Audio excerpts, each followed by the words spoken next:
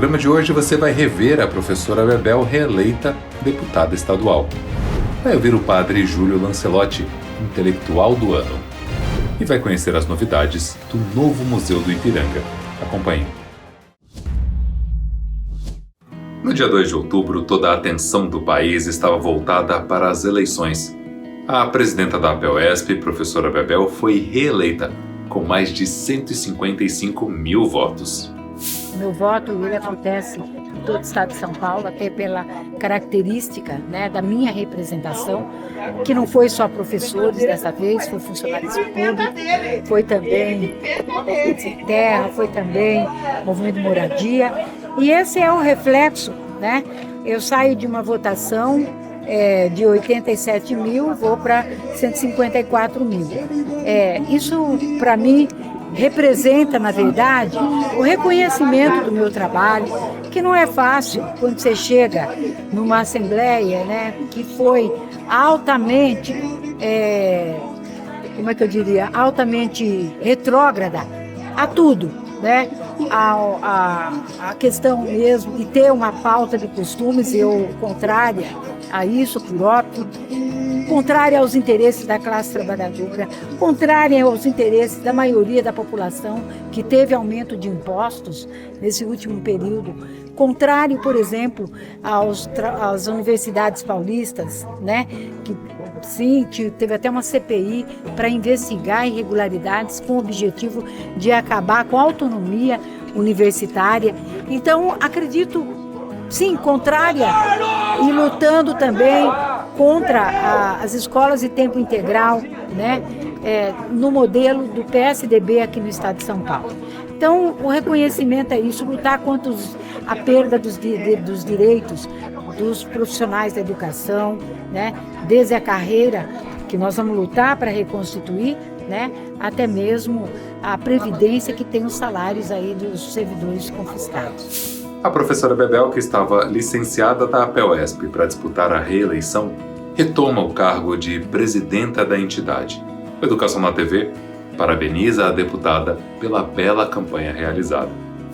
E atenção, nesta segunda-feira, 10 de outubro, haverá ato da categoria na Praça da República em São Paulo, a partir das 14 horas. Compareça!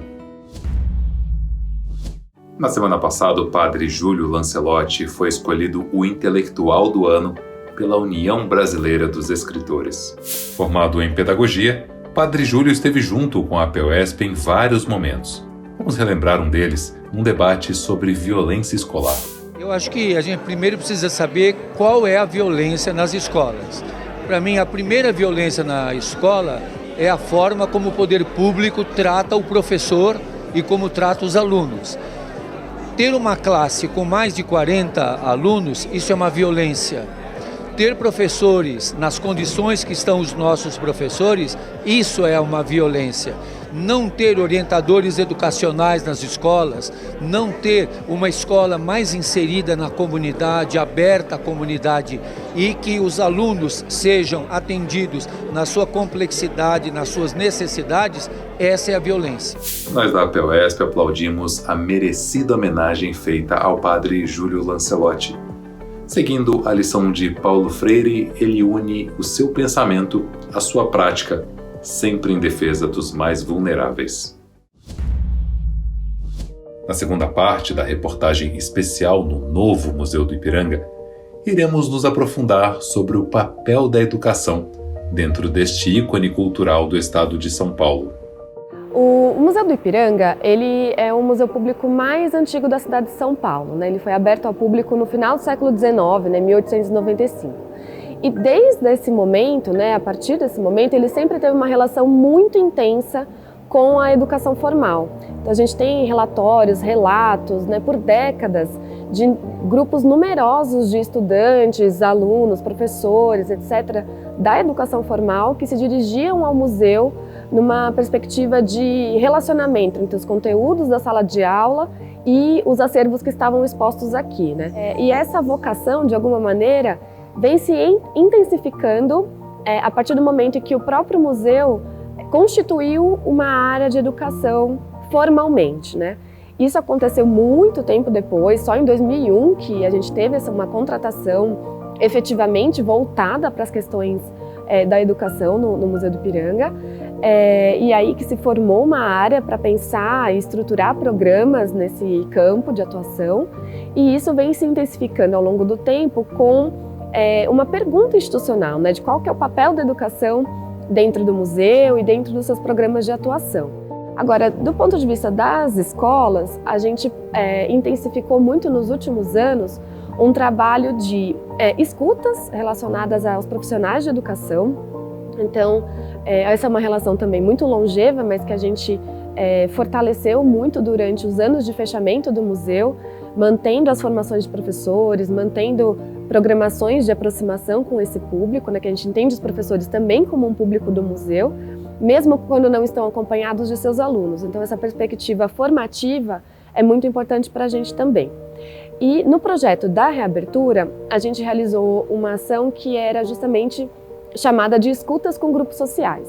E um desses grupos eram grupos de professores. E aí a gente pensou professores de diversas disciplinas também.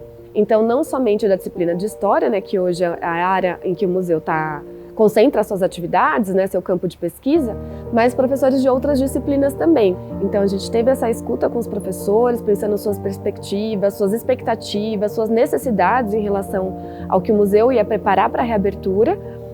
E, de alguma maneira, todas essas informações nos ajudaram a pensar materiais voltados para a preparação desses grupos no momento em que eles desejam vir ao museu. A supervisora de Educação e Ação Cultural do museu nos explicou também como os roteiros de visita para as escolas são baseados em cada faixa etária. O trabalho de educação que a gente realiza aqui no museu busca levar em consideração o contexto dos estudantes, dos professores que estão em sala de aula, em especial na rede pública de ensino. Então, quando a gente propõe roteiros de visita, experiências de visita no museu, essa visita nunca é pensada como uma maratona de visitação a todas as exposições.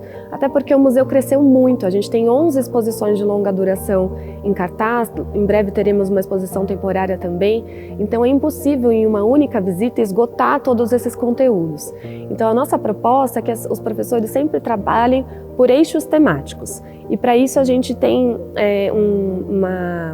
um trabalho baseado nos componentes curriculares, nas expectativas de aprendizagem para cada uma das faixas etárias. Então a ideia é sempre estruturar esses roteiros pensando um recorte das exposições, então não visitar o museu inteiro, mas pensar dentro desse tempo de visita, desse grupo específico de alunos e dessa faixa etária, quais são os temas de interesse, pensando nos conteúdos pedagógicos dessa faixa etária também. Então esse é um pouco o incentivo que a gente faz aqui no museu para criar essa relação de parceria com as escolas e os professores.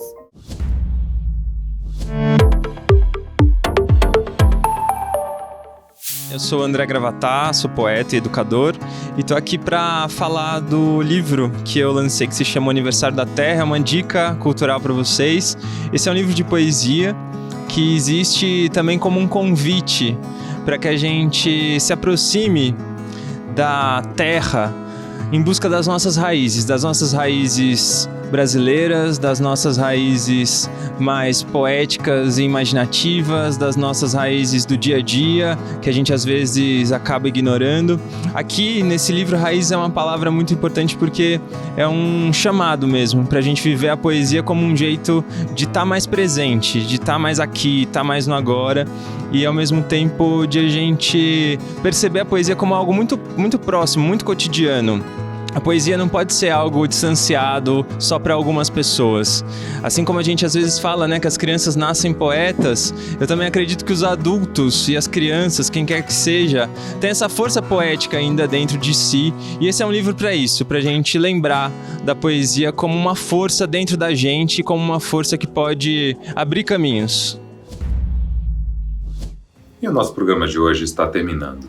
Para manter-se atualizado sobre as notícias que envolvem educação, acesse o nosso site www.aposp.org.br. Até a próxima semana. Tchau.